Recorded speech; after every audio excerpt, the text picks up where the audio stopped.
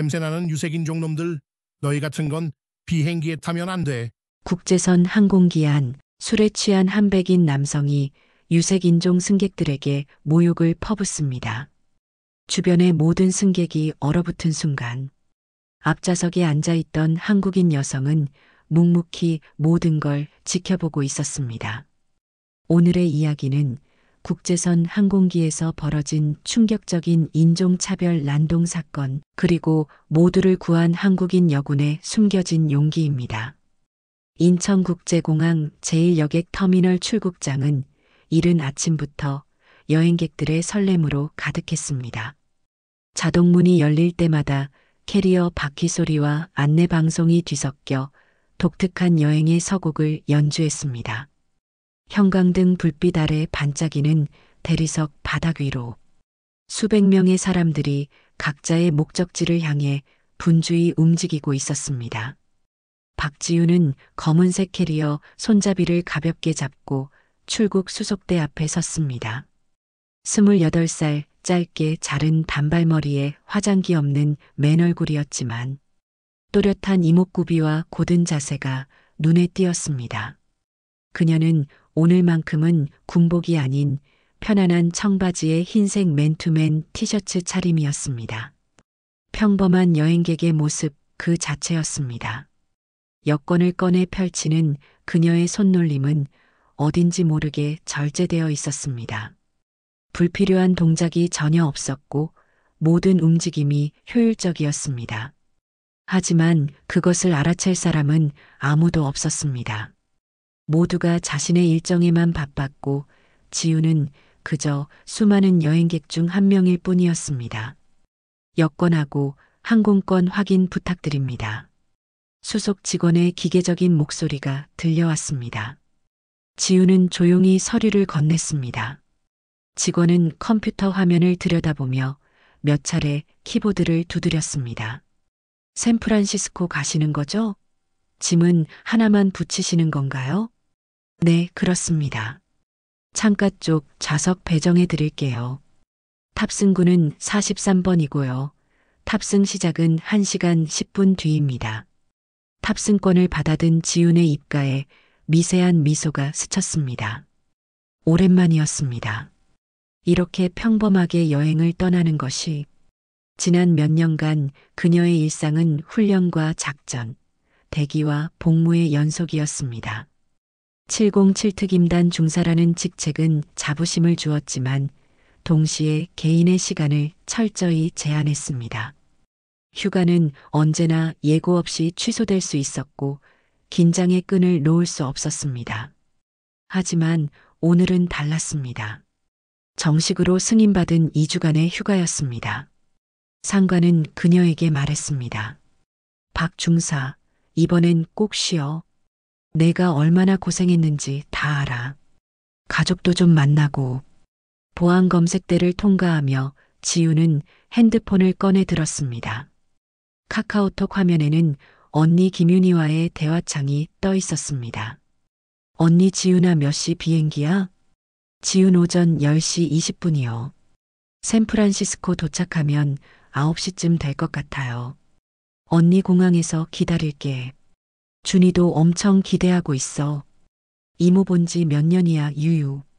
지훈 히읗 저도 준이 보고 싶어요. 많이 컸죠? 언니 완전 많이 컸지. 이제 초등학교 3학년이야. 조심히 와. 화면 속 조카 준이의 사진을 보며 지우는 조용히 웃었습니다. 4살 때 본 게 마지막이었는데 벌써 9살이라니. 언니는 5년 전 남편의 직장 발령으로 미국 로스앤젤레스 인근으로 이민을 갔습니다. 그 후로 지우는 단 한 번도 언니를 만나지 못했습니다. 군 복무 특성상 해외여행 자체가 까다로웠고 휴가를 받아도 항상 급한 일이 생겨 취소되기 일쑤였습니다. 면세점을 지나 탑승구로 향하는 길, 지우는 유리창 너머로 활주로를 바라봤습니다. 거대한 여객기들이 느릿하게 이동하고 있었고 아침 햇살이 기체 표면에 반사되어 은빛으로 빛났습니다. 이 비행기를 타면 태평양을 건너 언니가 있는 곳으로 갈 수 있다는 사실이 아직도 실감나지 않았습니다. 탑승 시작 안내 방송이 나왔습니다. 지우는 줄을 서서 차례를 기다렸습니다. 그녀 앞에는 젊은 부부가 유모차를 끌고 있었고 뒤에는 배낭을 맨 대학생으로 보이는 남자가 이어폰을 끼고 서 있었습니다. 평범한 사람들의 평범한 여행이었습니다. 탑승권을 스캔하고 긴 복도를 지나 기내로 들어섰습니다. 객실 승무원이 환한 미소로 맞이했습니다. 환영합니다. 좌석 번호 확인 부탁드려요. 34A입니다. 왼쪽으로 쭉 가시면 됩니다. 좁은 통로를 지나 자리를 찾았습니다. 창가 좌석이었습니다. 지우는 짐을 선반에 올리고 자리에 앉았습니다. 안전벨트를 매고 창밖을 바라보니 지상 요원들이 분주히 움직이고 있었습니다. 화물칸에 짐을 싣고 연료를 보급하는 모습이 작은 개미처럼 보였습니다. 옆자리와 뒷자리도 하나둘 승객들이 채워지기 시작했습니다. 지훈의 옆자리에는 중년의 한국인 여성이 앉았고 뒷자리에는 서양인 남성의 목소리가 들렸습니다. 영어를 쓰는 것으로 보아 미국인이거나 유럽인으로 추정되었습니다. 이륙 준비 안내 방송이 흘러나왔습니다. 한국어와 영어가 번갈아 가며 기내 안전 수칙을 설명했습니다. 승무원들이 통로를 따라 시범을 보이고 승객들은 무심하게 스마트폰을 만지거나 잡지를 뒤적였습니다. 비행기는 천천히 활주로로 이동하기 시작했습니다. 지우는 창밖 풍경을 응시했습니다. 멀어져 가는 터미널 건물과 점점 작아지는 차량들이 보였습니다. 곧 엔진 소리가 커지며 기체가 가속하기 시작했습니다. 지우는 본능적으로 자세를 바로 했습니다. 오랜 훈련이 몸에 배어 있었지만 오늘만큼은 그냥 편안히 있기로 했습니다. 비행기가 하늘로 솟구쳤습니다. 바퀴가 지면에서 떨어지는 순간에 미세한 진동이 느껴졌습니다. 서울의 풍경이 점점 작아지고 구름이 가까워졌습니다. 지우는 깊게 숨을 들이마셨습니다. 이제 정말 휴가구나. 그녀는 조용히 눈을 감았습니다. 앞으로 12시간의 비행이 기다리고 있었습니다. 긴 여정이었지만 끝에는 언니와 조카가 기다리고 있었습니다. 그것만으로도 충분했습니다. 지우는 좌석 등받이에 몸을 기댄 채 이륙의 여운을 느꼈습니다. 비행기가 순항 고도에 진입한 것은 이륙 후 약 40분이 지난 시점이었습니다. 안전벨트 착용 사인이 꺼지자 승객들은 하나둘 자리에서 일어나 화장실로 향하거나 짐칸을 뒤적이기 시작했습니다. 객실 안은 여행의 설렘과 장시간 비행에 대한 피로가 뒤섞인 독특한 분위기로 가득했습니다. 박지우는 기내 잡지를 펼쳐들고 있었습니다. 미국 서부 여행지를 소개하는 페이지였습니다. 샌프란시스코의 금문교 사진이 선명했고 그 아래로 와인 산지와 해안도로가 이어졌습니다. 언니가 사는 곳도 샌프란시스코에서 차로 1시간 거리라고 했습니다. 이번 휴가 동안 함께 드라이브를 가기로 약속했던 기억이 떠올랐습니다. 그때였습니다. 등받이에 둔탁한 충격이 전해졌습니다. 콰당.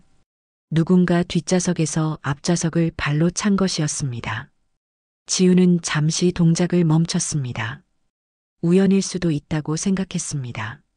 좁은 기내에서 다리를 뻗다가 실수로 부딪힐 수도 있는 일이었습니다. 그녀는 아무 말 없이 다시 잡지에 시선을 돌렸습니다. 하지만 몇 분 후 같은 일이 반복되었습니다. 콰당, 콰당. 이번에는 명백히 의도적이었습니다. 2번 연속으로 같은 세기로 등받이가 흔들렸습니다. 지우는 고개를 돌려 뒤를 힐끗 쳐다봤습니다. 뒷좌석에는 50대 초반으로 보이는 백인 남성이 앉아 있었습니다. 짧게 깎은 회색 머리에 각진 턱선, 값비싼 캐주얼 재킷을 걸친 모습이었습니다. 그의 앞 테이블에는 작은 위스키 병이 놓여 있었고 얼굴은 붉게 상기되어 있었습니다. 제임스 리처드슨이었습니다. 그는 지훈의 시선을 느꼈는지 비웃듯 눈을 흘겼습니다. 도발적인 표정이었습니다. 지훈은 아무 말 없이 다시 앞을 향했습니다. 대응할 필요가 없다고 판단했습니다. 술에 취한 사람과의 불필요한 충돌은 상황만 악화시킬 뿐이었습니다. 제임스는 중견기업의 해외 영업 담당 임원이었습니다. 샌프란시스코 본사로 복귀하는 길이었습니다. 그는 서울에서의 계약 성사를 자축한답시고 공항 라운지에서부터 술을 마셨고 탑승 직전에도 면세점에서 구입한 위스키를 몰래 기내로 가지고 들어왔습니다. 원래 규정상 금지된 행동이었지만 승무원들이 탑승 과정에서 확인하지 못했습니다. 그는 자리에 앉자마자 작은 플라스틱 컵에 위스키를 따라 마시기 시작했습니다. 한 잔, 두 잔, 세 잔. 알코올이 혈관을 타고 오르자 그의 본성이 서서히 드러나기 시작했습니다. 제임스는 평소에도 유색인종을 은근히 무시하는 태도를 지니고 있었습니다.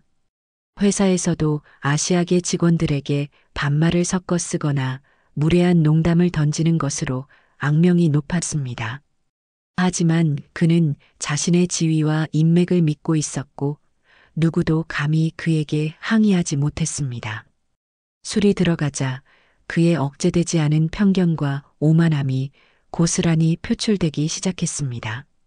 그는 다리를 쭉 뻗으며 다시 한번 앞좌석을 힘껏 걷어찼습니다. 쾅!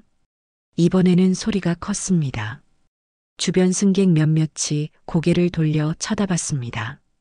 지훈의 등받이는 크게 흔들렸고 그녀가 들고 있던 잡지가 무릎 위로 떨어졌습니다. 지훈은 잠시 숨을 고르며 생각했습니다. 참자. 길게 볼 필요 없어. 그녀는 조용히 잡지를 주워들고 다시 읽기 시작했습니다. 반응하지 않는 것이 최선이라고 판단했습니다. 하지만 제임스는 그녀의 침묵을 약함으로 받아들였습니다. 그는 비웃는 표정으로 중얼거렸습니다. 즉, 아시아인들은 항상 조용하지. 목소리는 작았지만 주변에 충분히 들릴 정도였습니다. 옆자리에 앉은 중년 한국인 여성이 불편한 표정으로 눈살을 찌푸렸지만 아무 말도 하지 않았습니다.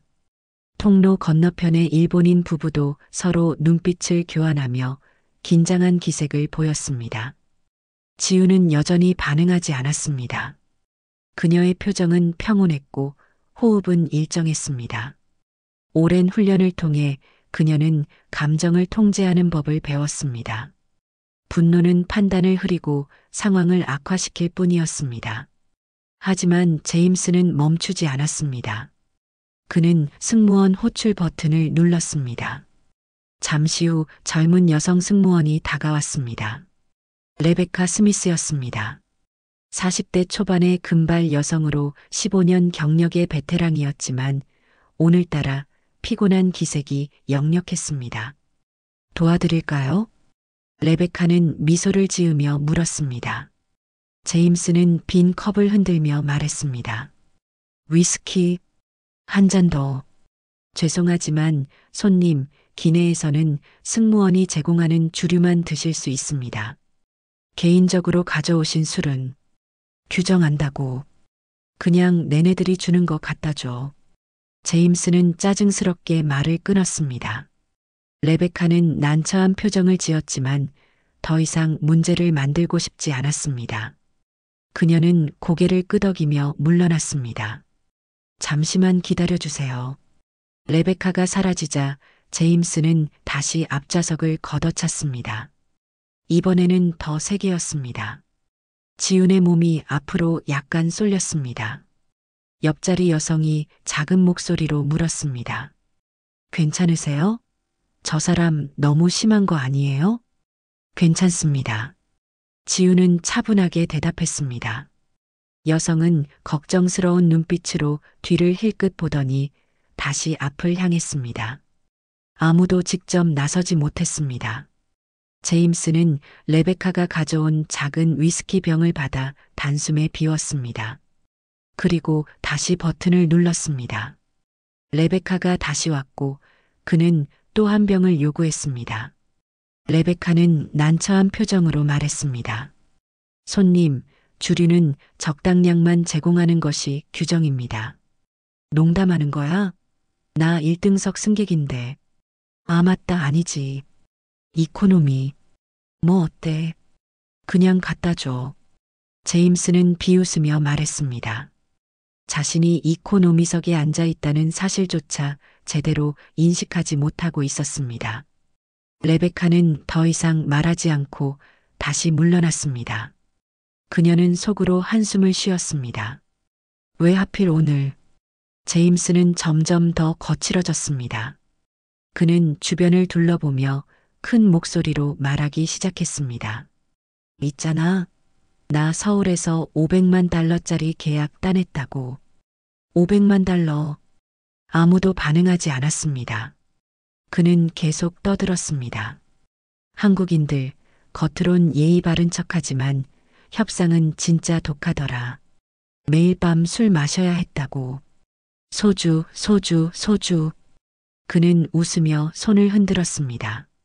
몇몇 승객들이 불편한 시선을 보냈지만 여전히 아무도 말하지 않았습니다. 제임스는 술 기운에 더욱 대담해졌습니다. 그는 다시 앞좌석을 발로 밀며 큰 소리로 말했습니다. 야, 앞에 있는 사람. 들려? 좌석 좀 앞으로 당겨. 나 공간 더 필요해. 지우는 여전히 반응하지 않았습니다. 제임스는 더 큰 소리로 외쳤습니다. 너한테 말하는 거야. 아시아 여자애. 통로 건너편에 몇몇 서양인 승객들이 눈살을 찌푸렸습니다. 한 중년 남성이 작은 목소리로 동행에게 말했습니다. 저 사람 좀 심하네. 누가 좀 말려야 하는 거 아니야? 하지만 직접 개입하는 사람은 없었습니다. 모두가 불편해하면서도 침묵했습니다. 제임스는 멈추지 않았습니다. 그는 더욱 큰 소리로 떠들기 시작했습니다. 서울은 괜찮았어. 돈은 잘 벌리더라. 근데 사람들이 너무 작아. 키도 작고 목소리도 작고 다들 고개 숙이고 다니더라고. 웃기지 않아? 옆 좌석의 한국인 여성이 눈을 질끈 감았습니다. 수치심과 분노가 뒤섞인 표정이었습니다.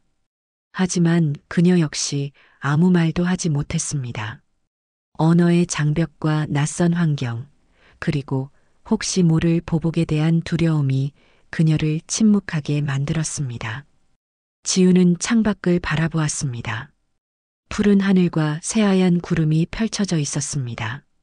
평화로운 풍경이었습니다. 그녀는 깊게 숨을 들이마셨습니다. 분노를 느꼈습니다. 당연히 느꼈습니다. 하지만 지금은 참아야 할 때였습니다. 12시간의 비행이 남아 있었고 불필요한 충돌은 모두에게 고통만 안겨줄 것이었습니다.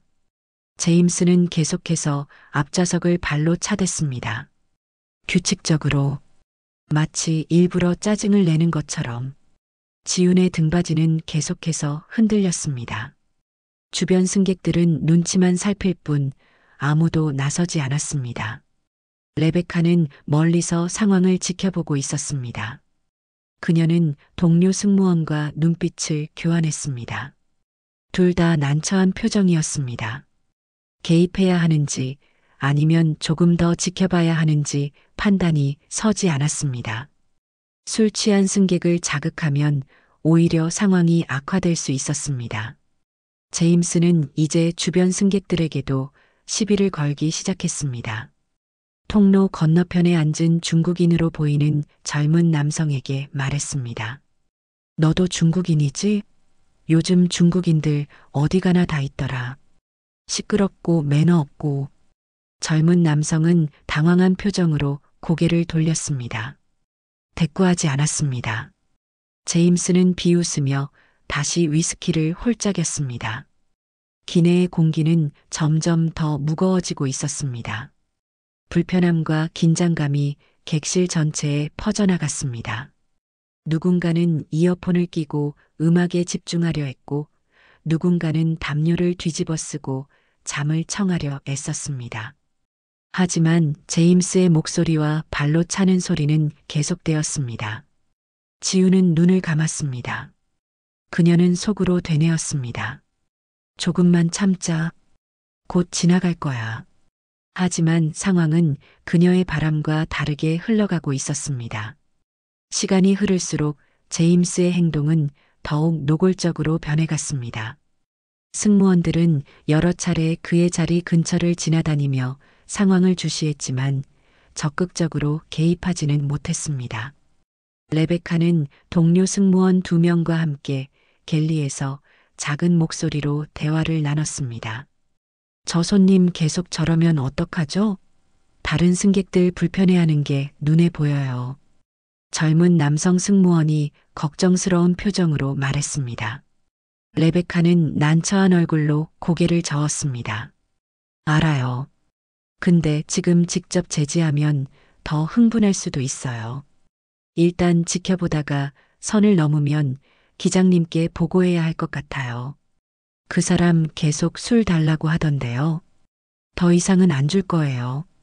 이미 충분히 마셨어요. 세 사람은 불안한 시선으로 객실을 바라봤습니다. 제임스는 여전히 앞좌석을 발로 차고 있었고 주변에 큰 소리로 떠들어댔습니다. 승객들은 점점 더 불편한 기색을 드러냈지만 아무도 직접 항의하지 않았습니다. 그때 제임스의 시선이 통로 건너편 뒤쪽으로 향했습니다. 그곳에는 2명의 흑인 남성이 나란히 앉아 있었습니다. 데릭 윌스와 블레이크 존슨이었습니다. 둘 다 30대 초반으로 보이는 젊은 남성들이었고 캐주얼한 차림새였습니다. 데릭은 검은색 후드티를 입고 있었고 블레이크는 회색 맨투맨의 청바지 차림이었습니다. 두 사람은 오랜 친구 사이였습니다.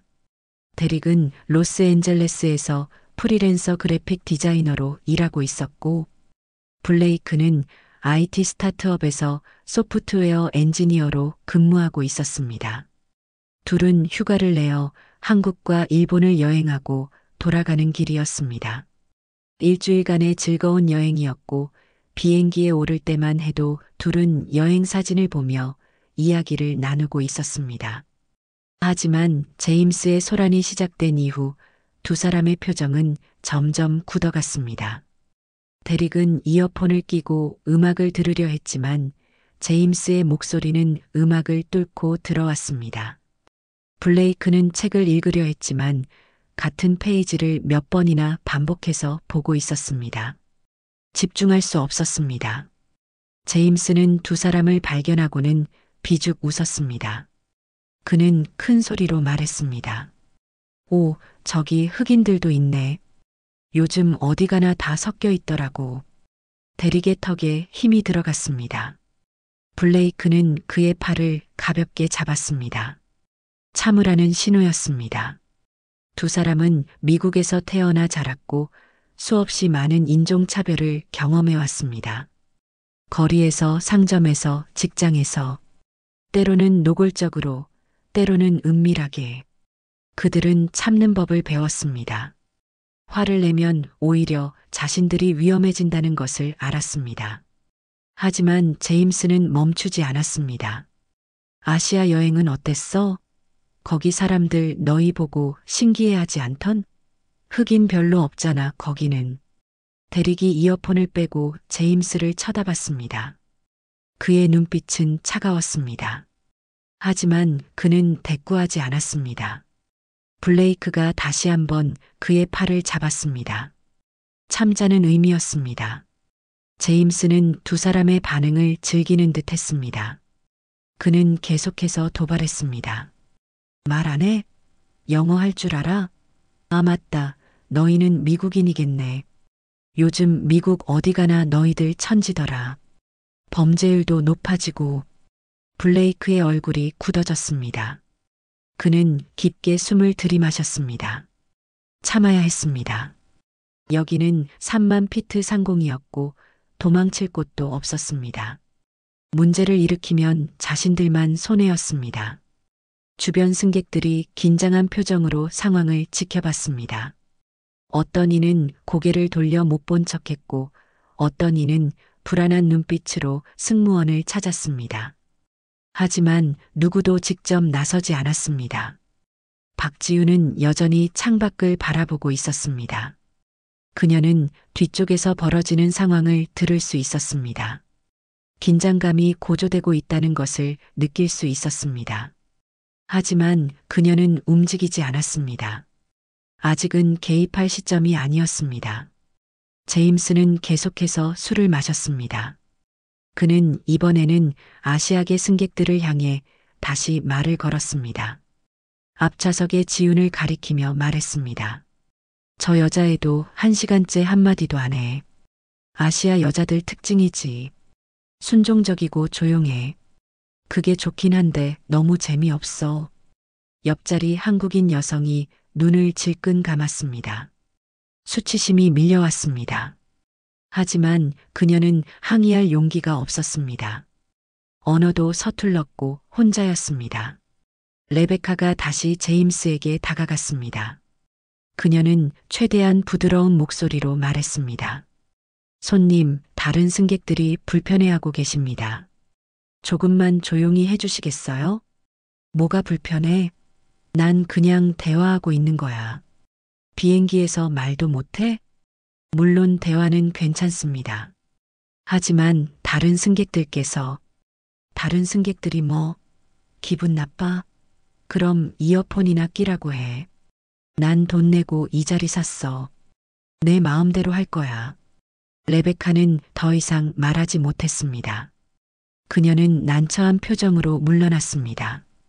동료 승무원과 눈빛을 교환했고 둘 다 한숨을 쉬었습니다. 이런 상황에 대한 매뉴얼은 있었지만 실제로 실행하기는 어려웠습니다. 자칫 상황을 악화시킬 수 있었습니다. 제임스는 승리감을 느낀 듯 더욱 거칠어졌습니다. 그는 다시 앞좌석을 강하게 걷어찼습니다. 이번에는 연속으로 3번이었습니다. 쾅, 쾅, 쾅. 지훈의 몸이 앞으로 흔들렸습니다. 옆자리 여성이 놀라 소리를 질렀습니다. 아! 주변 승객들이 일제히 고개를 돌렸습니다. 이제는 무시할 수 없는 수준이었습니다. 몇몇 승객들이 불만스러운 표정으로 제임스를 쳐다봤습니다. 하지만 여전히 아무도 직접 나서지 않았습니다. 제임스는 이번에는 통로 건너편의 다른 아시아계 승객에게 말을 걸었습니다. 너는 어느 나라야? 중국? 일본? 다 비슷비슷하게 생겨서 구분이 안 돼. 그 승객은 대답하지 않고 고개를 돌렸습니다. 제임스는 비웃으며 혼잣말처럼 중얼거렸습니다. 아시아인들은 다 똑같아. 일만 하고 돈만 벌고 재미없는 인생들. 대릭이 주먹을 불끈 쥐었습니다. 블레이크가 그의 어깨를 눌렀습니다. 참으라는 신호였습니다. 하지만 대릭의 인내심은 한계에 다다르고 있었습니다. 그는 작은 목소리로 블레이크에게 말했습니다. 이거 너무한 거 아니야? 저 자식 계속 저러게 놔둬야 돼? 참아. 여기서 문제 일으키면 우리만 손해야. 근데 저건 명백한 인종차별이잖아. 누군가는 말을 해야 되는 거 아니야? 블레이크는 대답하지 않았습니다. 그도 분노하고 있었습니다. 하지만 그는 현실을 알았습니다. 흑인 남성이 백인에게 대들면 누가 피해자 취급을 받는지 항상 자신들이었습니다. 제임스는 이제 승무원에게도 무례하게 굴기 시작했습니다. 레베카가 다른 승객에게 음료를 서빙하러 지나가자 그는 큰 소리로 불렀습니다. 아, 아가씨, 물 한 잔. 레베카가 멈춰서서 그를 바라봤습니다. 그녀의 표정에는 피로가 역력했습니다.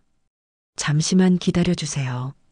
지금 다른 손님께 기다리라고? 내가 먼저 불렀잖아.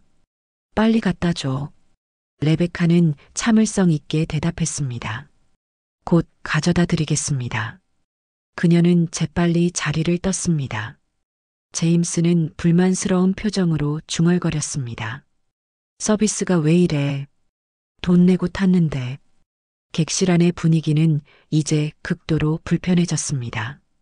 여기저기서 한숨 소리가 들렸고 사람들은 서로 눈치를 보며 불안해했습니다. 누군가는 승무원을 불러 항의하고 싶었지만 선뜻 나서지 못했습니다. 제임스가 자신에게 화살을 돌릴까 두려웠습니다. 박지우는 눈을 감고 깊게 호흡했습니다. 그녀는 상황이 악화되고 있다는 것을 정확히 인식하고 있었습니다. 하지만 아직은 참아야 했습니다. 섣불리 개입하면 오히려 상황을 복잡하게 만들 수 있었습니다. 제임스는 다시 한번 앞좌석을 걷어찼습니다. 이번에는 더욱 강하게였습니다.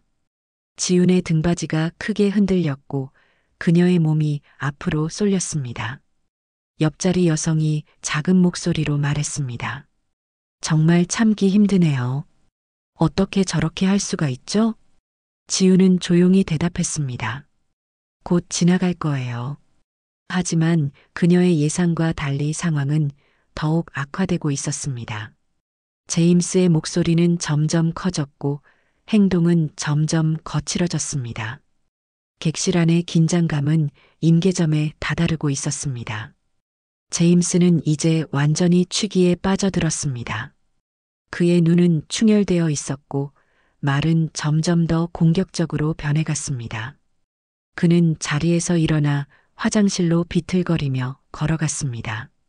통로를 지나가며 몇몇 승객의 어깨에 부딪혔지만 사과하지 않았습니다. 오히려 불만스러운 표정으로 혀를 찼습니다. 화장실에 다녀온 제임스는 자리로 돌아오며 데릭과 블레이크가 앉은 줄을 지나쳤습니다. 그는 의도적으로 걸음을 늦추며 두 사람을 내려다봤습니다. 비웃는 표정이었습니다. 그리고는 지나가는 척하며 데릭의 어깨를 거칠게 쳤습니다. 아, 미안. 안 보였네. 전혀 미안해 보이지 않는 목소리였습니다. 데릭이 고개를 들어 제임스를 쳐다봤습니다. 그의 눈빛에는 분노가 가득했습니다. 하지만 그는 참았습니다. 블레이크가 그의 팔을 잡고 있었습니다. 제임스는 비틀거리며 자기 자리로 돌아갔습니다. 앉자마자 다시 앞좌석을 걷어찼습니다. 이번에는 양발로 연속해서 차댔습니다. 쾅, 쾅, 쾅, 쾅. 지훈의 좌석이 크게 흔들렸습니다. 옆자리 여성이 깜짝 놀라 몸을 움츠렸습니다. 주변 승객들이 일제히 돌아봤습니다. 이제는 누가 봐도 명백한 폭력 행위였습니다. 레베카가 급히 달려왔습니다. 그녀의 얼굴에는 긴장감이 역력했습니다. 손님, 이러시면 안 됩니다. 다른 승객에게 피해를. 피해? 내가 뭘 어쨌다고? 내 발 좀 뻗었을 뿐인데? 앞좌석을 계속 차시는 건 기내 안전 규정 위반입니다. 멈춰주시지 않으면 기장님께 보고해야 합니다. 기장? 그래, 불러봐. 기장이 뭐 어쩔 건데? 나 비행기에서 쫓아낼 거야? 제임스는 비웃으며 말했습니다. 레베카는 더 이상 대꾸하지 않고 급히 갤리로 향했습니다. 그녀는 기내 인터폰을 들어 조종석에 연락했습니다. 상황이 통제 불가능해지고 있었습니다. 제임스는 이번에는 뒤돌아서 데릭과 블레이크를 향해 큰 소리로 말했습니다. 너희 둘 여행은 재밌었어? 아시아에서 흑인 구경거리 됐을 텐데 다들 신기해서 쳐다봤겠지? 데릭의 턱에 힘이 들어갔습니다. 블레이크가 그의 팔을 더 세게 잡았습니다. 하지만 데릭은 이제 한계에 도달했습니다. 그는 블레이크의 손을 뿌리치고 자리에서 일어났습니다. 당신, 지금 뭐 하는 거예요? 데릭의 목소리는 낮았지만 단호했습니다. 제임스는 비웃으며 대답했습니다. 내가 뭐 했는데? 그냥 질문한 건데. 질문? 그게 질문처럼 들려요? 당신 아까부터 계속 사람들 모욕하고 있잖아요. 모욕? 나 그냥 사실을 말한 거야. 기분 나빠? 그럼 안 들으면 되지. 대리의 주먹이 떨렸습니다. 블레이크도 자리에서 일어났습니다. 그는 대리의 앞을 가로막으며 제임스에게 말했습니다. 우리는 당신이랑 문제 만들고 싶지 않아요. 그냥 조용히 하세요. 조용히 하라고? 너희가 나한테 명령해? 재밌네. 흑인 주제에. 그 말이 결정타였습니다. 대릭이 블레이크를 밀치고 앞으로 나섰습니다. 지금 뭐라고 했어요? 들은 그대로야. 흑인 주제에 백인한테 명령하지 말라고. 대릭의 얼굴이 붉어졌습니다. 그는 참았습니다. 수없이 참았습니다. 하지만 이제는 더 이상 참을 수 없었습니다. 그는 제임스의 좌석 앞으로 다가갔습니다. 당신 지금 심각한 인종차별 발언하고 있는 거 알아요? 인종차별? 요즘 흑인들 뭐만 하면 인종차별이래. 피해의식 좀 그만 가져. 피해의식이요? 당신이 아까부터 한 말들 들어봤어요? 아시아인들 무시하고 흑인들 무시하고. 당신이 뭔데 사람들을 그렇게 대해요? 내가 뭔데? 나는 내가 평생 벌지도 못할 돈을 1년에 벌어. 나는 대기업 임원이고 너희들은 그냥 여행이나 다니는 평범한 놈들이지. 그게 차이야. 대릭이 한 발짝 더 다가섰습니다. 제임스도 자리에서 일어났습니다. 두 사람은 좁은 통로에서 마주 섰습니다. 긴장감이 폭발 직전까지 치솟았습니다. 주변 승객들이 숨을 죽였습니다. 어떤 이는 자리에서 일어나 뒤로 물러났고 어떤 이는 아이를 꼭 안았습니다. 레베카와 다른 승무원들이 급히 달려왔지만 두 사람 사이에 끼어들 엄두를 내지 못했습니다. 당신 지금 당장 사과해요. 대릭이 말했습니다. 제임스는 비웃었습니다. 사과? 내가? 꿈꾸지 마. 너 같은 놈한테 사과할 이유가 없어. 이 자식이. 대릭이 제임스의 가슴팍을 밀었습니다. 제임스가 뒤로 비틀거렸습니다. 그는 화가 난 표정으로 대릭에게 달려들었습니다. 두 사람이 부딪히며 좁은 통로에서 몸싸움이 시작되었습니다. 이 자식아. 당신이 먼저 시비 걸었잖아. 블레이크가 급히 대릭을 잡아당겼습니다. 다른 남성 승객 한 명이 제임스를 붙잡으려 했습니다. 하지만 제임스는 그를 밀쳐냈습니다. 좁은 공간에서 4명의 남자가 뒤엉켰습니다. 승무원들이 소리쳤습니다. 멈춰주세요. 진정하세요. 하지만 아무도 듣지 않았습니다. 제임스가 대릭의 셔츠를 잡아당겼고 대릭이 제임스의 팔을 뿌리쳤습니다. 블레이크가 대릭을 뒤에서 껴안아 말렸지만 대릭은 계속 앞으로 나가려고 했습니다. 다른 승객 한 명이 더 나섰습니다. 아시아계 남성이었습니다. 그는 제임스의 팔을 잡고 뒤로 당기려 했습니다. 제임스가 그를 향해 팔꿈치를 휘둘렀습니다. 남성이 비틀거리며 옆 좌석에 부딪혔습니다. 객실이 순식간에 아수라장이 되었습니다. 비명소리가 여기저기서 터져나왔습니다. 아이들이 울기 시작했습니다. 승객들은 공포에 질린 표정으로 자리에서 일어나 뒤로 물러났습니다. 박지우는 여전히 자리에 앉아 있었습니다. 그녀는 뒤를 돌아봤습니다. 상황을 정확히 파악했습니다. 4명의 남성이 뒤엉켜 있었고 승무원들은 속수무책이었습니다. 다른 승객들은 겁에 질려 있었습니다. 제임스가 대릭의 얼굴을 향해 주먹을 휘둘렀습니다. 대릭이 고개를 돌려 피했고 주먹은 뒤쪽 좌석 등받이에 부딪혔습니다. 대릭이 제임스의 복부를 밀었고 제임스가 뒤로 넘어지며 좌석 팔걸이에 부딪혔습니다. 블레이크가 대릭을 더 세게 붙잡았습니다. 대릭, 멈춰. 이러면 안 돼. 저 자식 혼내줘야 돼. 제임스가 바닥에서 일어나며 소리쳤습니다. 너희들 다 끝났어. 경찰한테 다 신고할 거야. 감옥 갈 준비해. 대릭이 다시 앞으로 나가려 했습니다. 블레이크와 다른 승객이 필사적으로 그를 막았습니다.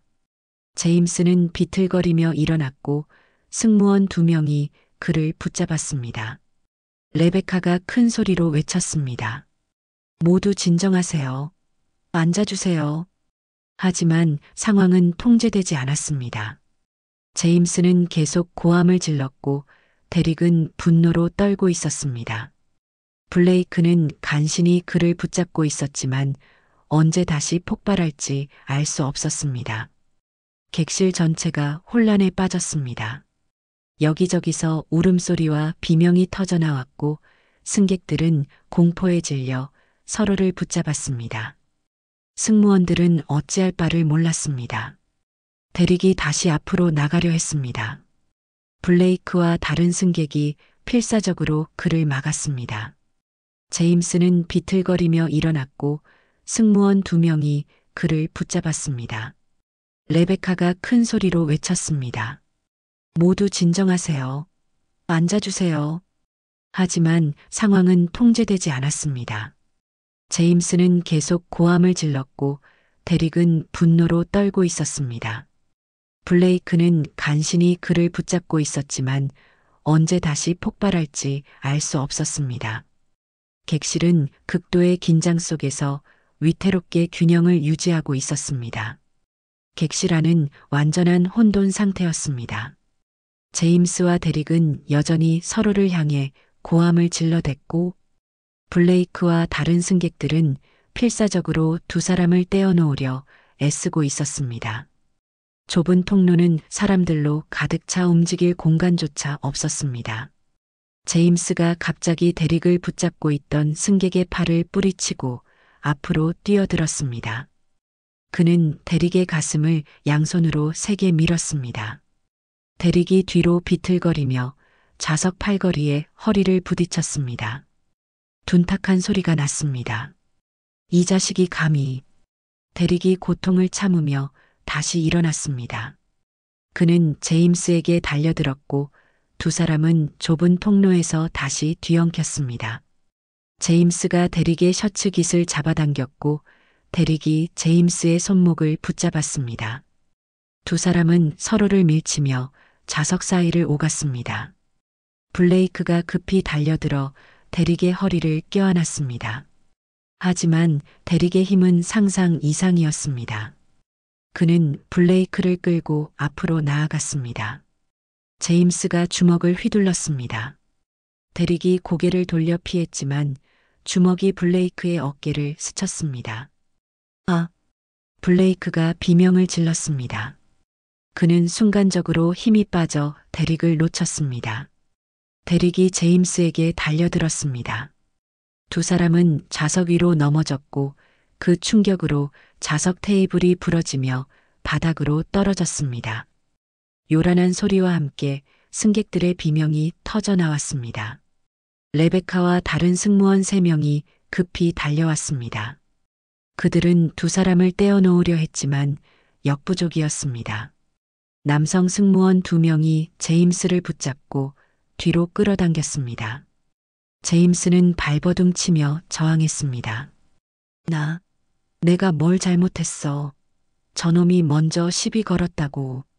그는 승무원의 손을 뿌리치려 팔을 휘둘렀고 그 과정에서 승무원의 안경이 튕겨나갔습니다. 안경은 바닥에 떨어져 한쪽 렌즈가 깨졌습니다. 죄송합니다. 진정해 주세요. 승무원이 소리쳤지만 제임스는 듣지 않았습니다. 그는 계속 버둥거리며 데릭을 향해 욕설을 퍼부었습니다. 이 검둥이 자식, 너 지금 끝났어. 절대 가만 안 둬. 그 말에 블레이크마저 폭발했습니다. 평소 침착하고 이성적이었던 그였지만 이제는 한계를 넘었습니다. 그는 데릭을 말리던 손을 놓고 제임스에게 다가갔습니다. 당신 입 좀 닥쳐. 블레이크가 제임스의 셔츠 깃을 잡았습니다. 제임스가 블레이크의 손을 뿌리치며 그의 얼굴을 향해 손바닥을 휘둘렀습니다. 철썩하는 소리와 함께 블레이크의 뺨이 붉어졌습니다. 순간 시간이 멈춘 듯 했습니다. 블레이크는 뺨을 감싸며 제임스를 쳐다봤습니다. 그의 눈에는 분노와 충격이 교차했습니다. 대릭이 비명처럼 소리쳤습니다. 이 미친 자식이. 대릭이 승무원들을 밀치고 제임스에게 달려들었습니다. 그는 제임스의 가슴을 주먹으로 쳤습니다. 둔탁한 소리가 났고 제임스가 뒤로 휘청거렸습니다. 제임스는 균형을 잃고 옆 좌석에 넘어졌습니다. 그 좌석에 앉아있던 노부부가 놀라 비명을 질렀습니다. 으악! 노부인이 남편의 팔을 붙잡고 떨었습니다. 제임스가 그들의 무릎 위로 넘어지며 노신사가 들고 있던 물컵이 바닥으로 떨어졌습니다. 물이 사방으로 튀었고 통로는 미끄러워졌습니다. 백인 남성 승객 2명이 급히 달려와 대릭을 붙잡았습니다. 그들은 대릭의 양팔을 잡고 뒤로 끌어당겼습니다. 진정하세요. 이러시면 안 됩니다. 하지만 대릭은 듣지 않았습니다. 그는 계속 앞으로 나가려 했고 두 남성은 간신히 그를 붙잡고 있었습니다. 제임스가 노부부의 좌석에서 비틀거리며 일어났습니다. 그의 입가에서 피가 흘렀습니다. 아마도 넘어지며 입술이 찢어진 것 같았습니다. 너 지금 나한테 폭행했어. 증인들 다 있어. 너 감옥 갈 거야. 제임스가 손가락으로 입술을 만지며 피를 확인했습니다. 그는 흥분한 표정으로 주변을 둘러봤습니다. 다들 봤죠? 이 사람이 나한테 먼저 주먹질했어요.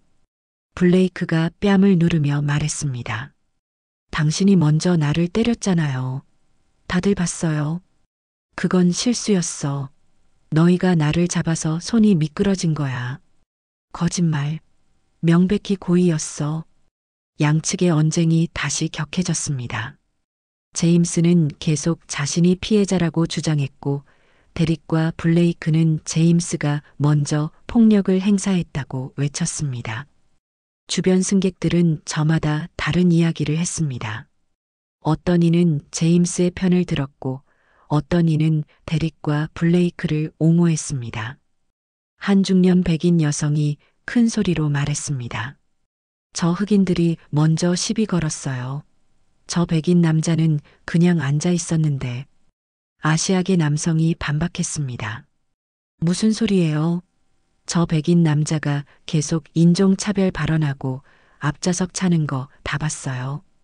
객실은 순식간에 논쟁의 장이 되었습니다. 승객들은 자신이 본 것을 주장하며 서로 다투기 시작했습니다. 레베카는 어찌할 바를 몰라 그저 두 손을 들어 올리며 소리쳤습니다.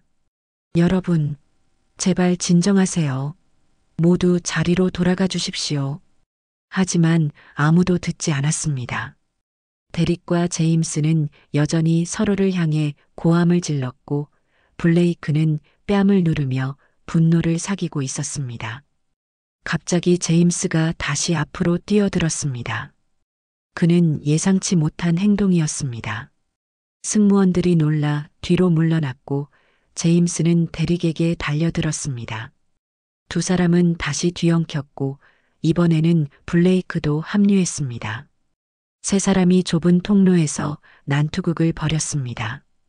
주먹이 오갔고 옷이 찢어졌습니다. 제임스가 데릭의 목을 잡으려 했고 데릭이 그의 손을 뿌리쳤습니다. 블레이크가 제임스의 등을 밀었고 제임스가 비틀거리며 좌석에 부딪혔습니다. 다른 승객들이 말리려 했지만 3대1의 싸움은 통제가 불가능했습니다. 40대 한국인 남성이 데릭을 붙잡으려다 데릭의 팔꿈치에 얼굴을 맞았습니다. 그는 코를 움켜쥐고 주저앉았습니다. 코에서 피가 흘렀습니다.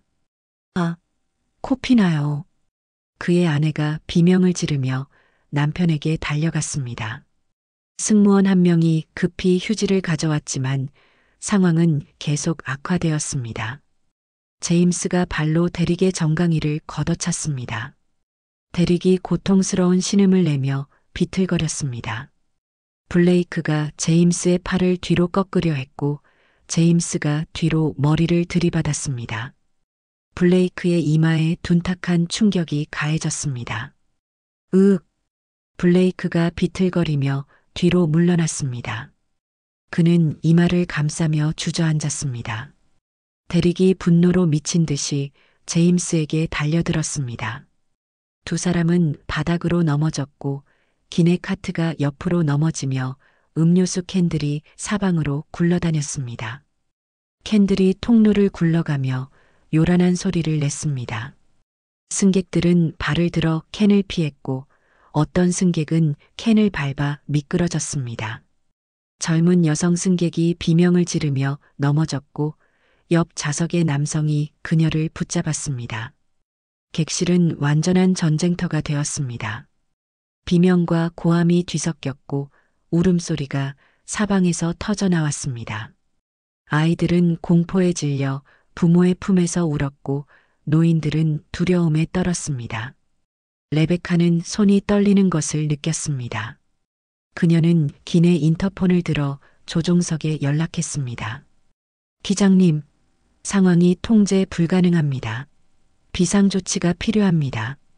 기장의 단호한 목소리가 들려왔습니다. 비상 착륙 준비하겠습니다. 최대한 승객들을 진정시키십시오.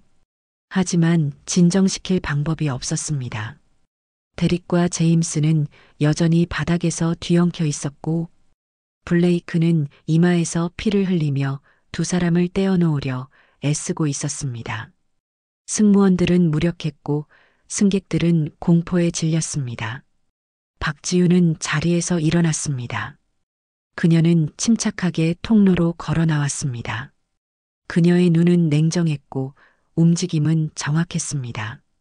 주변의 혼란과 대조적으로 그녀만은 완벽하게 차분했습니다. 그녀는 깊게 숨을 들이마셨습니다. 이제 더 이상 지켜볼 수 없었습니다. 그녀는 혼란의 중심을 향해 걸어갔습니다. 박지우는 혼란의 중심으로 걸어갔습니다. 그녀의 걸음걸이는 빠르지도 느리지도 않았습니다. 일정한 속도였습니다. 주변의 비명과 고함 속에서도 그녀만은 완벽하게 침착했습니다. 그녀의 눈은 현장을 정확하게 분석하고 있었습니다. 바닥에서 뒤엉켜 있는 제임스와 데릭, 이마에서 피를 흘리며 두 사람을 떼어놓으려는 블레이크, 속수무책인 승무원들, 공포에 질린 승객들, 모든 상황이 한눈에 들어왔습니다. 지우는 데릭과 제임스 바로 앞까지 다가갔습니다. 그녀는 무릎을 굽히고 낮은 자세를 취했습니다. 그리고 조용하지만 단호한 목소리로 말했습니다. 멈추세요. 영어였습니다. 발음은 명확했고 목소리는 차분했습니다. 하지만 두 사람은 듣지 않았습니다. 여전히 서로를 붙잡고 몸부림치고 있었습니다. 지우는 다시 한번 말했습니다. 이번에는 조금 더 크게 하지만 여전히 침착하게.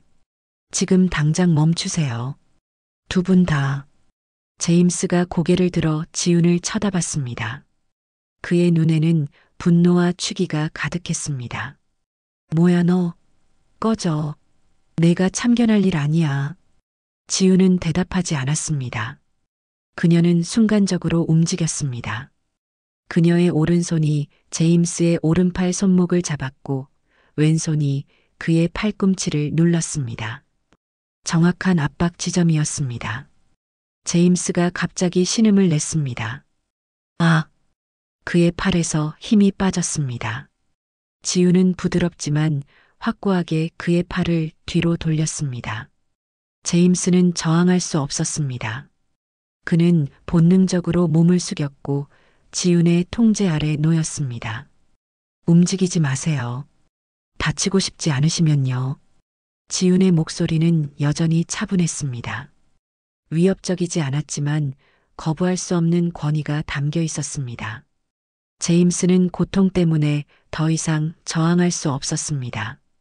대릭이 일어나려 했습니다. 지우는 제임스를 바닥에 고정시킨 채 대릭을 향해 말했습니다. 당신도 멈추세요. 지금 당장.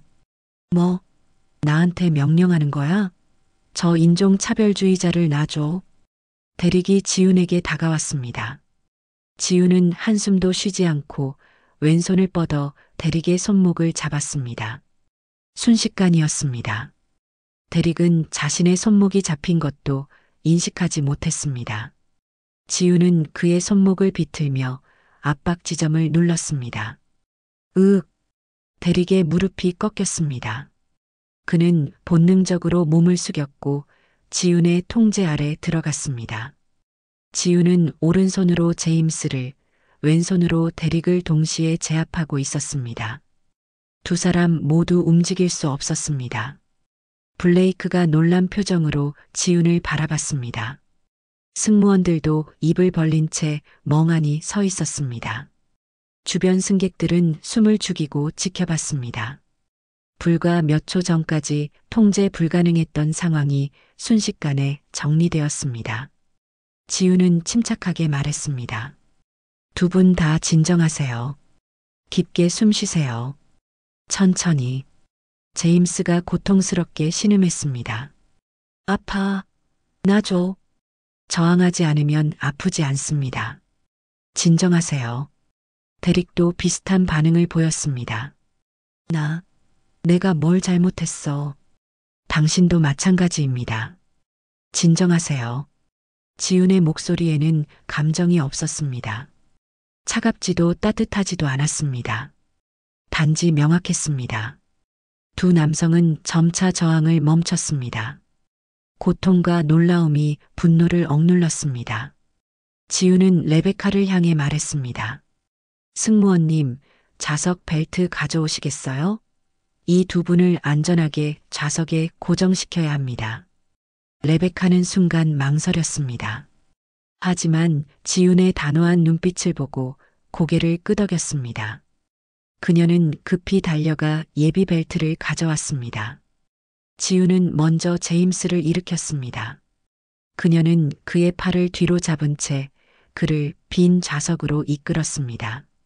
제임스는 저항하려 했지만 지훈의 정확한 압박에 꼼짝할 수 없었습니다. 앉으세요. 지훈의 명령에 제임스는 어쩔 수 없이 좌석에 앉았습니다. 레베카와 다른 승무원이 그의 몸을 좌석에 고정시켰습니다. 추가 벨트로 그의 상체를 묶었습니다. 제임스는 욕설을 퍼부으려 했지만 지훈의 차가운 눈빛을 보고 입을 다물었습니다. 지훈은 다시 대릭에게로 갔습니다. 그녀는 같은 방식으로 그를 일으켰습니다. 당신도 앉으세요. 나는 피해자야. 저 자식이 먼저. 알고 있습니다. 하지만 지금은 앉으셔야 합니다. 모두의 안전을 위해서요. 지훈의 목소리에는 비난이 없었습니다. 단지 사실을 말할 뿐이었습니다. 대릭은 잠시 망설이다가 고개를 끄덕였습니다. 그는 블레이크 옆 좌석에 앉았습니다. 승무원이 그에게도 벨트를 채웠습니다. 지훈은 객실을 둘러봤습니다. 승객들은 여전히 공포와 놀라움의 표정이었습니다. 그녀는 모두에게 들리도록 침착하게 말했습니다. 모두 안전합니다. 이제 진정하시고 자리에 앉아주세요. 몇몇 승객이 천천히 자리로 돌아갔습니다. 하지만 여전히 긴장은 풀리지 않았습니다. 지훈은 레베카를 향해 말했습니다. 부상자가 있나요? 네. 몇 분 계십니다. 코피 나신 분하고 이마 다치신 분. 응급처치 키트 가져오세요. 제가 도와드리겠습니다. 레베카는 고개를 끄덕이고 급히 갤리로 향했습니다. 지훈은 코피를 흘리고 있는 한국인 남성에게 다가갔습니다. 괜찮으세요? 그녀는 한국어로 물었습니다. 남성은 놀란 표정으로 고개를 끄덕였습니다. 네, 괜찮습니다. 고맙습니다. 지훈은 휴지를 받아 그에게 건넸습니다. 그녀는 부드럽게 말했습니다. 고개를 앞으로 숙이세요. 뒤로 젖히시면 안 됩니다. 코를 꽉 잡고 계세요. 남성은 그녀의 지시를 따랐습니다. 지우는 블레이크에게로 갔습니다. 그의 이마에는 작은 상처가 있었고 피가 조금 흐르고 있었습니다. 제가 봐도 될까요? 블레이크는 고개를 끄덕였습니다. 지우는 응급처치 키트를 열고 소독약과 거즈를 꺼냈습니다. 그녀는 조심스럽게 상처를 소독하고 거즈를 붙였습니다. 깊지 않습니다. 괜찮으실 거예요. 고맙습니다. 블레이크는 잠시 망설이다가 작은 목소리로 물었습니다. 혹시 호신술 같은 거 배우셨어요? 지우는 짧게 미소 지었습니다. 조금요. 더 이상의 질문은 없었습니다. 블레이크는 더 묻지 않았고 지훈도 더 말하지 않았습니다. 그녀는 다른 부상자들을 확인하러 갔습니다. 대릭이 작은 목소리로 블레이크에게 말했습니다. 대단한 사람이네. 그러게. 우리를 구해준 거야. 두 사람은 서로를 바라봤습니다. 분노는 이미 가라앉았고 대신 부끄러움과 후회가 밀려왔습니다. 그들은 고개를 숙였습니다. 제임스는 좌석에 묶인 채 여전히 불만스러운 표정이었습니다. 하지만 그도 더 이상 소리를 지르지 않았습니다. 지훈의 제압은 그에게 두려움을 심어주었습니다. 레베카가 지훈에게 다가와 작은 목소리로 말했습니다. 정말 감사합니다. 저희는 어떻게 해야 할지 몰랐어요. 괜찮습니다. 도울 수 있어서 다행이에요. 보통 사람은 저렇게 못해요. 정말 용감하세요. 지우는 고개를 저었습니다. 용감한 게 아니라 필요한 일이었을 뿐이에요. 그녀는 자신의 좌석으로 돌아가려 했습니다. 하지만 블레이크가 그녀를 불렀습니다. 잠깐만요. 지훈이 멈춰 섰습니다. 블레이크가 물었습니다. 당신도 앞좌석이었잖아요. 저 남자가 계속 발로 차고 모욕했는데 정말 화 안 났어요? 객실이 조용해졌습니다. 모두가 지훈의 대답을 기다렸습니다. 지훈은 잠시 침묵했습니다. 그녀는 깊게 숨을 들이마시고 천천히 말했습니다. 화가 났습니다. 당연히 났어요. 그녀는 블레이크와 데릭 그리고 제임스를 차례로 바라봤습니다. 하지만 폭력은 아무것도 해결하지 못합니다. 증오만 남길 뿐이죠. 누군가는 그 악순환을 멈춰야 해요. 지금 여기서는 모두의 안전이 가장 중요하다고 생각했습니다. 그녀의 목소리는 조용했지만 객실 구석구석까지 퍼졌습니다. 승객들은 숙연한 표정으로 그녀를 바라봤습니다. 어떤 이는 고개를 끄덕였고 어떤 이는 눈물을 닦았습니다. 데릭이 작은 목소리로 말했습니다. 미안합니다. 제가 참았어야 했는데. 지우는 그를 향해 부드럽게 미소 지었습니다. 당신은 잘못하지 않았어요. 참기 힘든 상황이었죠. 누구라도 화가 났을 겁니다. 그녀는 제임스를 향해 고개를 돌렸습니다. 하지만 당신도 기억하세요. 당신의 말과 행동이 이 모든 것을 시작했다는 것을요. 제임스는 대꾸하지 못했습니다. 그는 고개를 돌려 창밖을 바라봤습니다. 지우는 자신의 좌석으로 돌아갔습니다. 그녀는 조용히 앉아 안전벨트를 맸습니다. 주변 승객들은 여전히 그녀를 바라봤습니다. 경외와 감사의 눈빛이었습니다. 하지만 아무도 그녀가 정확히 누구인지는 알지 못했습니다. 다만 용감하고 침착한 사람이라는 것만 알 뿐이었습니다. 객실은 서서히 평온을 되찾았습니다. 아이들의 울음소리가 멈췄고 승객들은 하나둘 자리에 앉았습니다. 비행기는 계속해서 태평양 상공을 날고 있었습니다. 비행기가 샌프란시스코 국제공항에 착륙한 것은 예정 시각보다 30분 늦은 오후 6시 반이었습니다. 기내 방송이 흘러나왔습니다. 승객 여러분, 샌프란시스코 국제공항에 도착했습니다. 기장의 안내가 있을 때까지 자리에 앉아 계시기 바랍니다. 평소와 다른 안내였습니다. 보통은 착륙 즉시 승객들이 짐을 챙기고 일어서지만 오늘은 달랐습니다. 기내에서 심각한 사건이 발생했고 당국의 조사가 필요했습니다. 승객들은 긴장한 표정으로 자리에 앉아 있었습니다. 제임스는 여전히 좌석에 묶여 있었고 데릭과 블레이크도 벨트를 풀지 못한 채였습니다. 레베카와 다른 승무원들은 출입문 근처에서 대기하고 있었습니다. 박지우는 창밖을 바라보았습니다. 공항 활주로가 보였고 저 멀리 터미널 건물이 석양빛에 물들어 있었습니다. 긴 여정이었습니다. 그녀는 작은 한숨을 내쉬었습니다. 휴가는 이렇게 시작되는 것이었습니다. 기내 출입문이 열렸습니다. 하지만 일반 승객들은 내릴 수 없었습니다. 먼저 들어온 것은 공항 경찰과 보안 요원들이었습니다. 4명의 경찰관과 2명의 보안 요원이었습니다. 그들은 무전기와 수첩을 들고 있었고 표정은 엄숙했습니다. 선임 경찰관이 앞으로 나서며 레베카에게 말했습니다. 기내에서 폭력 사태가 발생했다고 보고받았습니다. 관련자들은 누구입니까? 레베카가 제임스와 데릭, 블레이크를 차례로 가리켰습니다. 경찰관들이 그들에게 다가갔습니다.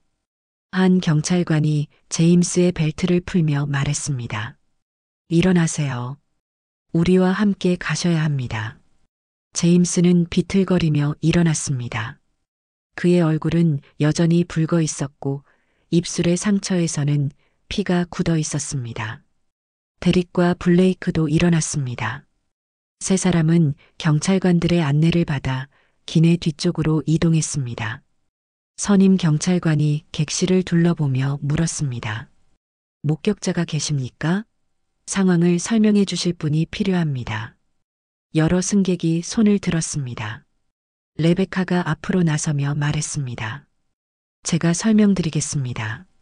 그리고 그녀는 박지훈을 바라봤습니다. 저분이 상황을 진정시켰습니다. 저분의 도움이 없었다면 정말 큰 사고가 날 뻔했어요. 경찰관들의 시선이 일제히 지훈에게 쏠렸습니다. 지훈은 조용히 자리에 앉아 있었습니다. 그녀는 시선을 피하려 했지만 이미 늦었습니다. 경찰관 한 명이 그녀에게 다가왔습니다. 실례합니다.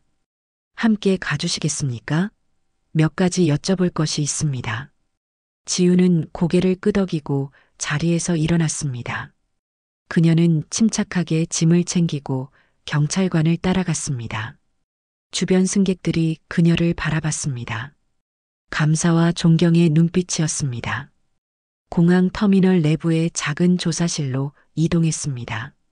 사무실처럼 꾸며진 공간이었고 테이블과 의자가 놓여 있었습니다. 제임스, 데릭, 블레이크는 각각 다른 방으로 안내되었고 지훈은 별도의 방으로 들어갔습니다. 선임 경찰관이 의자를 권하며 말했습니다. 앉으시죠. 저는 샌프란시스코 공항 경찰 톰슨 경위입니다. 먼저 협조해 주셔서 감사합니다. 괜찮습니다. 지훈은 조용히 앉았습니다. 톰슨 경위는 수첩을 펼치며 질문을 시작했습니다. 먼저 신원 확인을 하겠습니다. 여권 보여주시겠습니까? 지훈은 가방에서 여권을 꺼내 건넸습니다. 톰슨 경위는 여권을 펼쳐보았습니다. 그는 이름과 생년월일을 확인하며 적어 내려갔습니다. 그리고 직업란을 보았습니다. 직업이 군인이라고 되어 있네요. 네. 어느 부대에 소속되어 계십니까? 지훈은 잠시 망설였습니다. 하지만 숨길 이유가 없었습니다. 그녀는 차분하게 대답했습니다. 대한민국 육군 707 특수임무단입니다. 계급은 중사입니다. 톰슨 경위의 손이 멈췄습니다. 그는 천천히 고개를 들어 지훈을 쳐다봤습니다.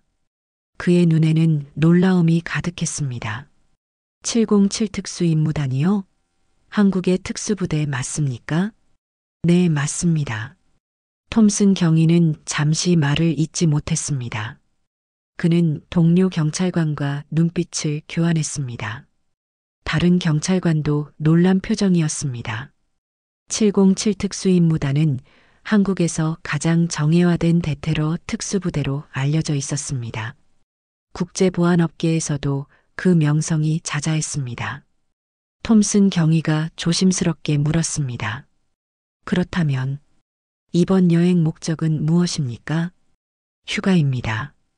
미국에 사는 언니를 만나러 왔어요. 휴가? 그렇군요. 톰슨 경위는 수첩에 메모를 했습니다. 그는 다시 물었습니다. 기내에서 무슨 일이 있었는지 설명해 주시겠습니까? 지우는 차분하게 상황을 설명했습니다. 제임스가 앞좌석을 발로 차고 인종차별적 발언을 한 것, 데릭과 블레이크가 참다 못해 반발한 것, 물리적 충돌이 시작된 것, 그리고 자신이 개입해 상황을 진정시킨 것. 그녀의 설명은 간결하고 정확했습니다.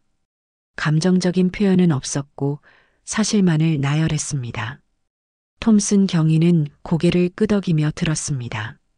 두 사람을 동시에 제압했다고 들었습니다. 어떻게 가능했습니까? 기본적인 제압술입니다. 특별한 건 아니에요. 기본적인 제압술이라고요? 톰슨 경위는 믿기 어렵다는 표정이었습니다.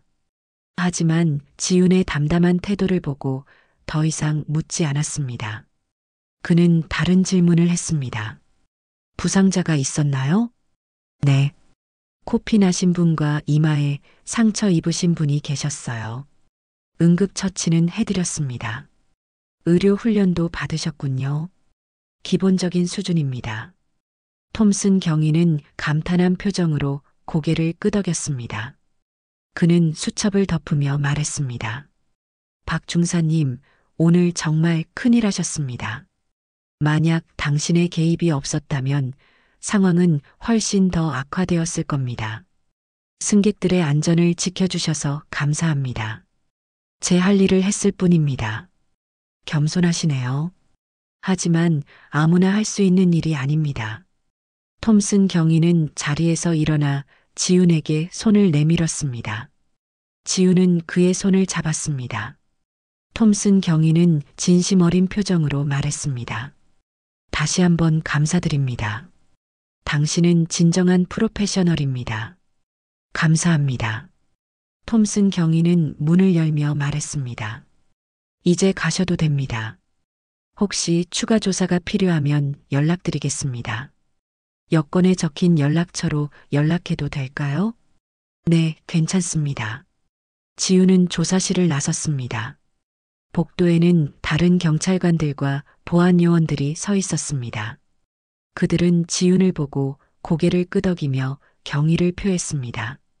한 젊은 보안 요원이 다가와 말했습니다. 중사님, 정말 대단하십니다. 저도 전직 해병대인데 존경스럽습니다. 지훈은 미소 지으며 고개를 숙였습니다. 과찬이십니다. 그녀는 복도를 지나 입국장으로 향했습니다. 짐을 찾고 세관을 통과하는 동안에도 공항 직원들의 시선이 느껴졌습니다. 누군가 그녀에 대해 이야기를 나눈 모양이었습니다. 하지만 지훈은 신경 쓰지 않았습니다. 그녀는 단지 출구를 향해 걸었습니다.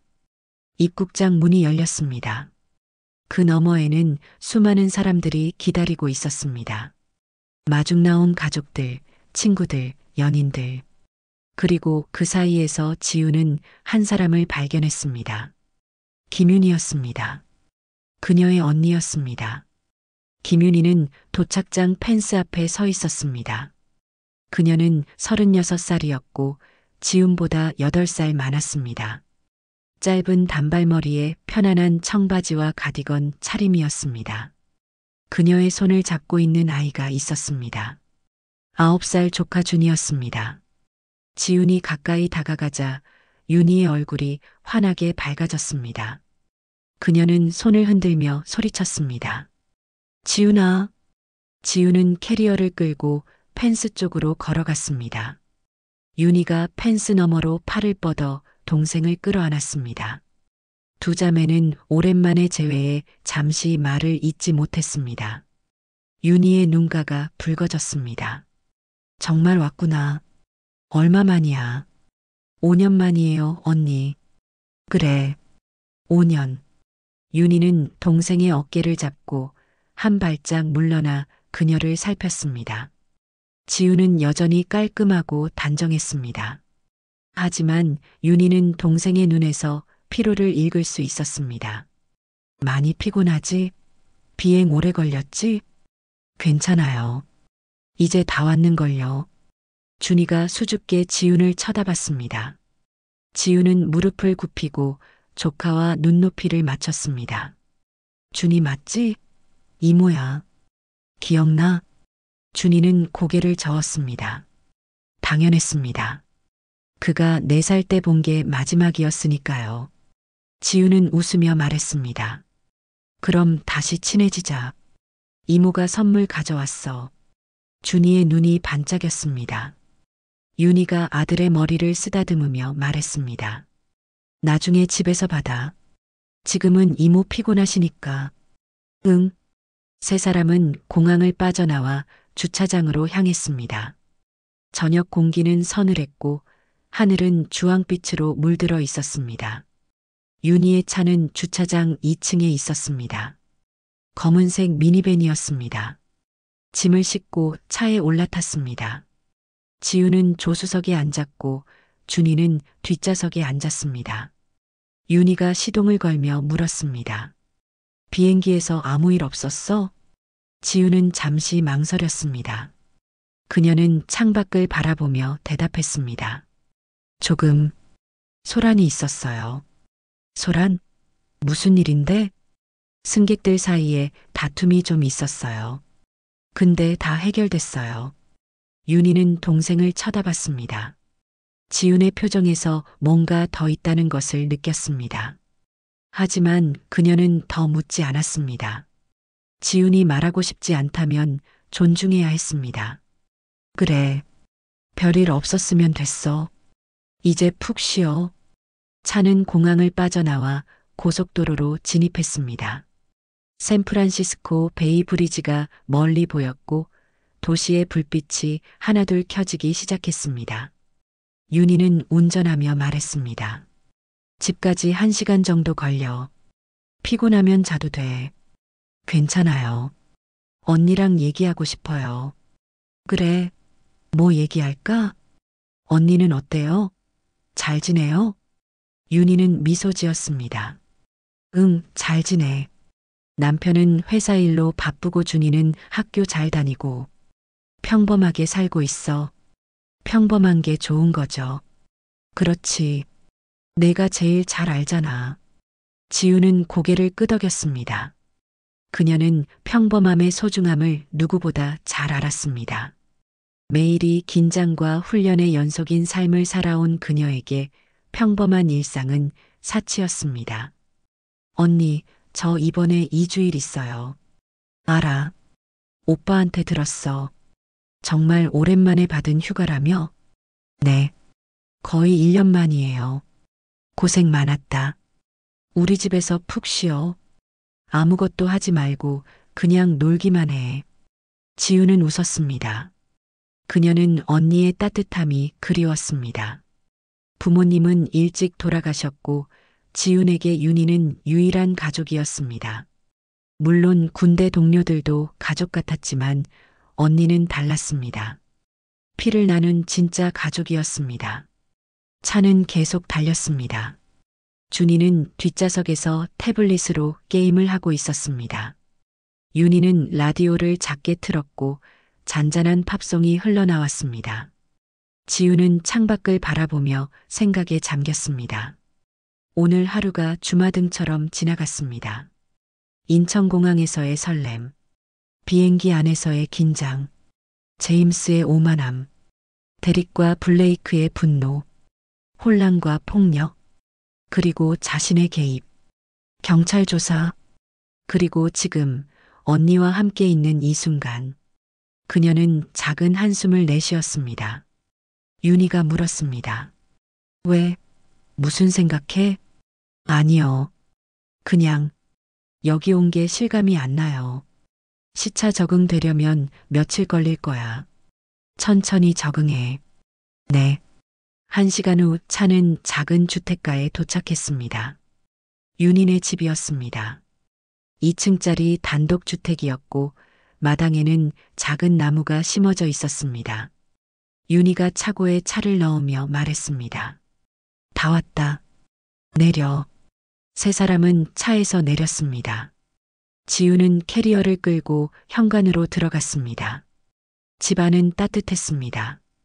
거실에는 소파와 텔레비전이 있었고 벽에는 가족 사진이 걸려 있었습니다. 지우는 사진 속의 행복한 가족을 바라봤습니다. 윤희와 남편 그리고 어린 준이 미소 짓고 있는 모습이었습니다. 윤희가 말했습니다. 2층 게스트룸 쓰면 돼. 침대하고 책상 다 있어. 고마워요, 언니. 뭘? 씻고 싶으면 씻고 배고프면 먹고 편하게 있어. 지우는 2층으로 올라가 게스트룸에 짐을 풀었습니다. 작지만 아늑한 방이었습니다. 창문으로는 조용한 주택가 풍경이 보였습니다. 그녀는 침대에 앉아 핸드폰을 꺼냈습니다. 부대 동료들에게 무사히 도착했다는 메시지를 보냈습니다. 곧 답장이 왔습니다. 동기 최상사 잘 도착했구나. 푹 쉬어. 연락하지 마. 휴가 제대로 즐겨. 후임 김하사 중사님 고생 많으셨습니다. 편히 쉬세요. 지우는 미소 지으며 핸드폰을 내려놓았습니다. 그녀는 창밖을 바라봤습니다. 어둠이 깔리고 있었고 집집마다 불이 켜져 있었습니다. 평화로운 풍경이었습니다. 그녀는 오늘 비행기에서 했던 말을 떠올렸습니다. 폭력은 아무것도 해결하지 못합니다. 증오만 남길 뿐이죠. 누군가는 그 악순환을 멈춰야 해요. 그 말은 다른 사람들에게 한 것이기도 했지만 자신에게 하는 말이기도 했습니다. 그녀는 군인이었습니다. 때로는 폭력을 사용해야 하는 직업이었습니다. 하지만 그녀는 알았습니다. 진짜 힘은 폭력이 아니라 절제에서 나온다는 것을, 진짜 용기는 싸우는 것이 아니라 참는 것에서 나온다는 것을. 아래층에서 윤희의 목소리가 들려왔습니다. 지훈아, 저녁 먹자. 네, 지금 가요. 지훈은 자리에서 일어났습니다. 그녀는 거울 앞에 섰습니다. 거울 속에는 피곤하지만 평온한 얼굴이 비쳤습니다. 707 특수임무단 중사 박지훈이 아니라 그냥 김윤희의 동생 박지훈이었습니다. 그녀는 미소 지으며 방을 나섰습니다. 계단을 내려가니 식탁에 음식이 차려져 있었습니다. 윤희가 손수 만든 김치찌개와 밥, 그리고 여러 반찬들이었습니다. 준이는 이미 자리에 앉아 숟가락을 들고 있었습니다. 언니, 제가 설거지 할게요. 무슨 소리야? 손님인데. 그냥 먹기만 해. 손님이 아니라 동생이잖아요. 그래도 오늘은 손님이야. 내일부터 부려먹을 테니까 오늘은 쉬어. 지우는 웃으며 자리에 앉았습니다. 세 사람은 함께 식사를 시작했습니다. 김치찌개는 얼큰했고 밥은 따뜻했습니다. 오랜만에 먹는 집밥이었습니다. 지우는 한 숟가락 떠서 입에 넣었습니다. 맛있었습니다. 그녀는 눈을 감았습니다. 맛있어요, 언니. 그래, 다행이다. 많이 먹어. 준이가 물었습니다. 이모는 무슨 일해요? 지우는 잠시 망설였습니다. 윤희가 대신 대답했습니다. 이모는 나라를 지키는 일 하셔. 아주 멋진 일이지. 와, 진짜요? 슈퍼히어로처럼요?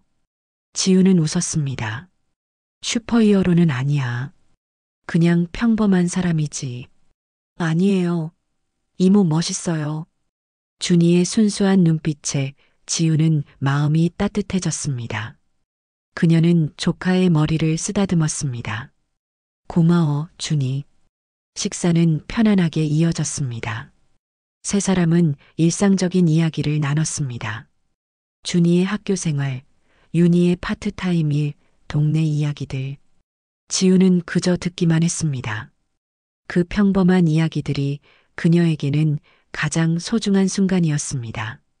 식사가 끝나고 설거지를 마친 후 지우는 다시 2층 방으로 올라갔습니다.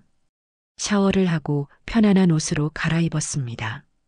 침대에 누우니 온몸의 긴장이 풀렸습니다. 그녀는 천장을 바라보며 생각했습니다. 이제 휴가가 시작이구나. 오늘은 긴 하루였습니다. 하지만 이제 모든 것이 끝났습니다. 앞으로 2주일간은 그저 평범한 사람으로 살 수 있었습니다. 언니와 조카와 함께 시간을 보내고 맛있는 음식을 먹고 충분히 쉴 수 있었습니다. 그녀는 눈을 감았습니다. 피로가 밀려왔습니다. 하지만 그것은 불편한 피로가 아니었습니다. 만족스러운 피로였습니다. 오늘 그녀는 옳은 일을 했습니다. 많은 사람들의 안전을 지켰습니다. 그리고 지금 가족의 품에 안겨 있었습니다.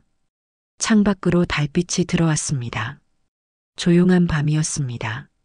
멀리서 자동차 소리가 희미하게 들렸고 누군가의 웃음소리가 바람에 실려왔습니다. 평화로운 밤이었습니다.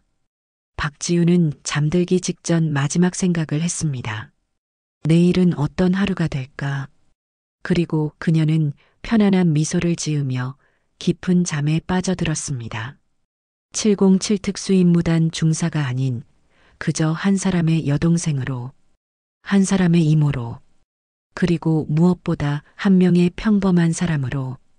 오늘의 사연은 여기까지입니다. 영상이 마음에 드셨다면 구독과 좋아요 부탁드릴게요. 천태만상이었습니다.